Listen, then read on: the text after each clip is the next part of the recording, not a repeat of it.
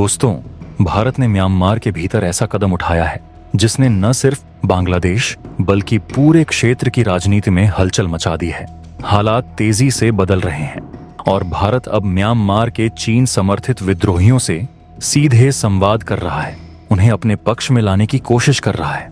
अगर ये रणनीति कामयाब होती है तो इसका असर सिर्फ म्यांमार तक सीमित नहीं रहेगा, बल्कि भारत के पूर्वोत्तर राज्यों और बांग्लादेश पर भी गहरा प्रभाव पड़ेगा। आज की इस वीडियो में हम भारत की नई रणनीति, चीन समर्थित विद्रोहियों के साथ हो रही बातचीत और इसके भौगोलिक और राजनीतिक असर को विस्तार से समझेंगे।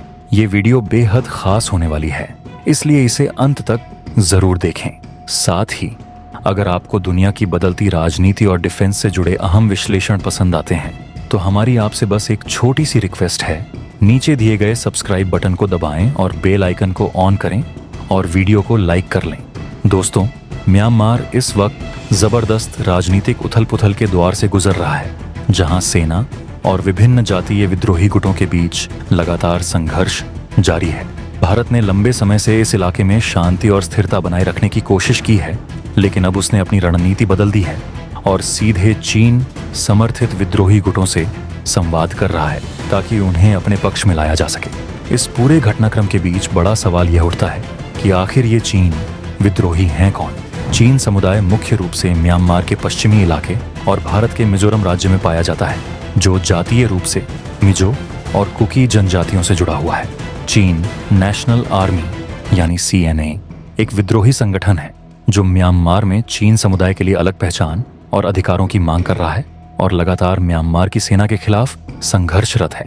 भारत की सुरक्षा एजेंसियों को यह एहसास हो गया है कि यदि चीन विद्रोहियों को अपने पक्ष में कर लिया जाए तो इससे पूर्वोत्तर भारत की सुरक्षा मजबूत होगी और म्यांमार में भारत की स्थिति भी सुदृढ़ हो जाएगी। इसी रणनीति के तहत हाल ही में मिजोरम के एक सांसद पैदल सीमा पार कर म्यांमार के कैंप विक्टोरिया पहुंचे, जहां उन्होंने चीन विद्रोहियों के नेताओं से मुलाकात की। यह मुलाकात भारत की नई योजना का हिस्सा थी, जिसमें चीन विद्रोहियों के सामने एक कड़ा निर्णय लेने की स्थिति खड़ी कर दी गई थी। या तो वे भारत का समर्थन करें और सहयोग करें, या फिर म्यांमार की सेना के खिलाफ अकेले लड़ाई जारी रखें। मिजोरम के मुख्यमंत्री ने भी इस बातचीत का समर्थन किया, क्योंकि मिजोरम में चीन समुदाय के प्रति पहले से ही सहानुभूति देखी जा सकती है, जहां बड़ी संख्या में चीन शरणार्थी रह रहे हैं। इस पूरे घटनाक्रम का असर सिर्फ मिजोरम तक सीमित नहीं है, बल्कि यह भारत के पूर्वोत्तर राज्यों के जातीय समीकरण को भी प्रभावित कर सकता है। त्रिपुरा में ग्रेटर त्रिपुरा की मांग उठ रही है, मिजोरम में ग्रेटर मिजोरम का सपना देखा जा रहा है, मणिपुर में कुकी लैंड की मांग हो रही है और चकमा समुदाय भी अपनी अलग पहचान की ओर बढ़ रहा है। भारत अब इन समुदायों को एकजुट करने की योजना बना रहा है ताकि पूर्वोत्तर क्षेत्र में स्थिरता बनाई जा सके। यदि चीन विद्रोही भारत के समर्थन में आते हैं तो भारत भविष्य में पूर्वोत्तर में एक नया राज्य भी बना सकता है, जिसे ग्रेटर मिजोरम या जोयलैंड कहा जा सकता है। भारत की इस रणनीति को और अधिक प्रभावी बनाने के लिए हाल ही में मणिपुर और मिजोरम में नए राज्यपाल नियुक्त किए गए हैं। मणिपुर के नए राज्यपाल अजय भल्ला, जो भारत के पूर्व गृह सचिव रह चुके हैं और आंतरिक सुरक्षा मामलों के विशेषज्ञ माने जाते हैं। वहीं मिजोरम के नए राज्यपाल पूर्व सेना प्रमुख जनरल VK सिंह हैं, जो रक्षा और रणनीति के मामलों में अत्यधिक अनुभवी हैं। इन दोनों नियुक्तियों से साफ हो जाता है कि भारत ने पूर्वोत्तर में अपने प्रभाव को बढ़ाने के लिए एक ठोस योजना बनाई है और इसे लागू करने के लिए अनुभवी अधिकारियों को तैनात किया गया है।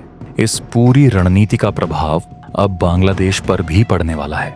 बांग्लादेश के चित्तगोंग हिल ट्रैक्ट्स क्षेत्र में चकमा और कुकी समुदायों की उपस्थिति है, जो इस घटनाक्रम से प्रभावित हो सकते हैं। बांग्लादेश की प्रधानमंत्री शेख हसीना पहले ही संकेत दे चुकी हैं कि अमेरिका दक्षिण एशिया में क्रिश्चियन फ्रेंडली क्षेत्र बनाने की योजना पर काम कर रहा है और अब ऐसा लग रहा है कि भारत इस योजना को अपने हिसाब से मोड़ने की तैयारी कर रहा है। यदि बांग्लादेश के आदिवासी समुदाय भारत की ओर झुकते हैं तो इससे बांग्लादेश की सुरक्षा और स्थिरता पर असर पड़ेगा। भारत की इस रणनीति के तहत यदि चीन विद्रोही भारत के समर्थन में आते हैं तो इससे पूर्वोत्तर में जातीय एकीकरण को बढ़ावा मिलेगा और एक नया राज्य बनने की संभावनाएं भी बढ़ जाएंगी।